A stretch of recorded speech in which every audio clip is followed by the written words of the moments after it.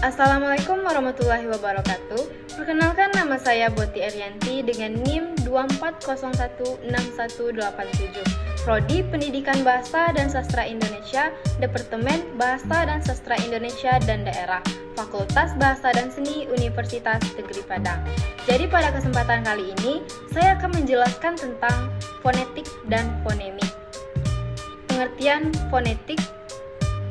Fonetik berasal dari bahasa Inggris yaitu phonics, yang berarti ilmu yang mempelajari bunyi-bunyi bahasa. Umpamanya bunyi R dan bunyi L dalam bahasa Indonesia membedakan arti. Dicermati pada kata rupa dan lupa. Fonetik juga dibedakan menjadi tiga, yaitu fonetik artikulatoris, fonetik akustik, serta fonetik auditoris. Selanjutnya yaitu proses terjadinya bunyi bahasa.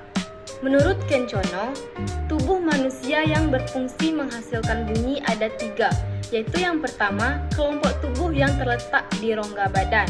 Dua, kelompok tubuh yang terletak di rongga tenggorokan. Dan tiga, kelompok tubuh yang terletak di kepala. Yang menurut Chair, 4 macam posisi pita suara, yaitu 1 terbuka lebar, 2 terbuka agak lebar, 3 terbuka sedikit, serta 4 tertutup rapat. Selanjutnya yaitu klasifikasi bunyi bahasa. Klasifikasi bunyi bahasa dibedakan menjadi dua, yaitu konsonan dan vokal. Konsonan yaitu terbentuk bila aliran udara dari paru-paru yang mengalir keluar, hambatan atau rintangan atau gangguan pada salah satu titik pertemuan dua buah alat ucap. Konsonannya dibedakan menjadi 6, yaitu yang pertama konsonan stop tak bersuara. Contohnya P, T, C, K.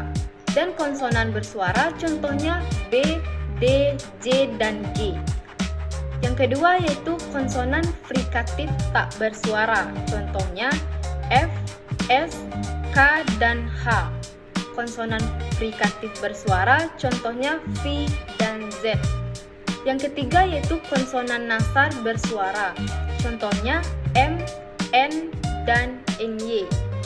Yang keempat yaitu konsonan retrofleks bersuara, contohnya R.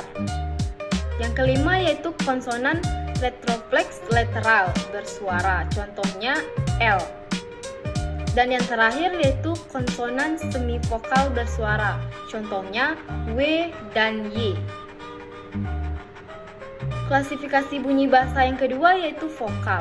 Vokal adalah bunyi bahasa yang dihasilkan oleh alat ucap tanpa adanya hambatan, gangguan, rintangan terhadap udara yang mengalir keluar dari paru-paru. Vokal dibedakan berdasarkan posisi lidah dan bentuk mulut. Posisi lidah bersifat vertikal dan horizontal.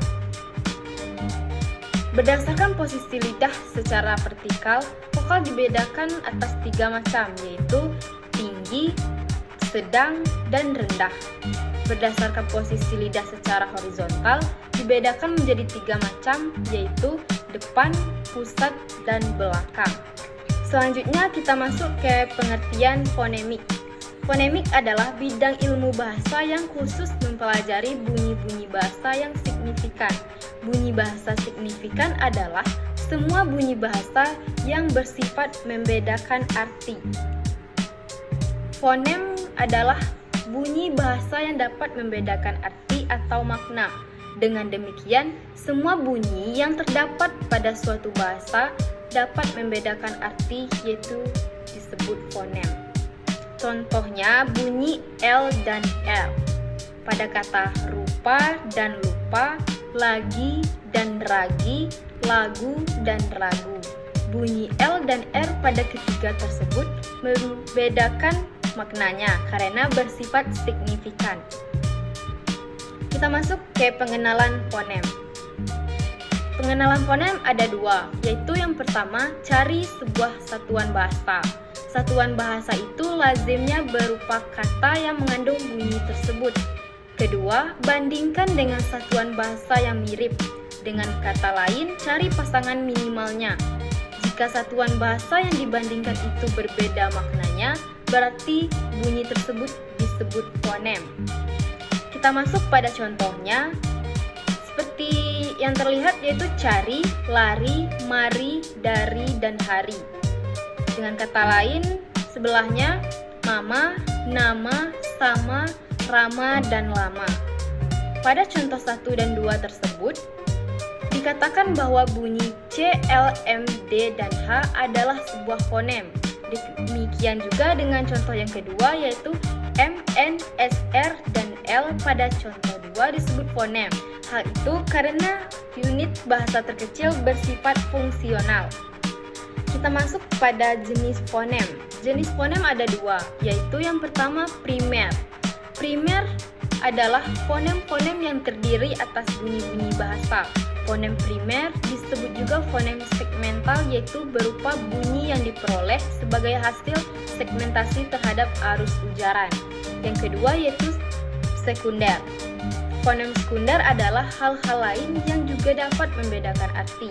Fonem sekunder disebut juga dengan fonem suprasegmental atau fonem non-segmental. Dan yang terakhir yaitu alofon dan fonotaktik. Alofon adalah variasi bunyi dari sebuah fonem yang tidak membedakan arti. Fonotaktik adalah aturan pengurutan fonem untuk membentuk satuan fonologis yang lebih besar dalam bahasa. Jadi kesimpulan dari materi ini yaitu kajian fonetik terbagi atas klasifikasi bunyi bahasa merupakan agresif atau bunyi bahasa. Kemudian pembentukan konsonan dan vokal. Dalam kajian ini perlu adanya fonemisasi yang ditunjukkan untuk menemukan bunyi-bunyi yang berfungsi dalam rangka membedakan makna. Dengan demikian, fonemisasi itu bertujuan untuk menentukan struktur fonemis sebuah bahasa dan membuat ortografi yang praktis atau ejaan sebuah bahasa. Sekian materi fonetik dan fonemik. Assalamualaikum warahmatullahi wabarakatuh.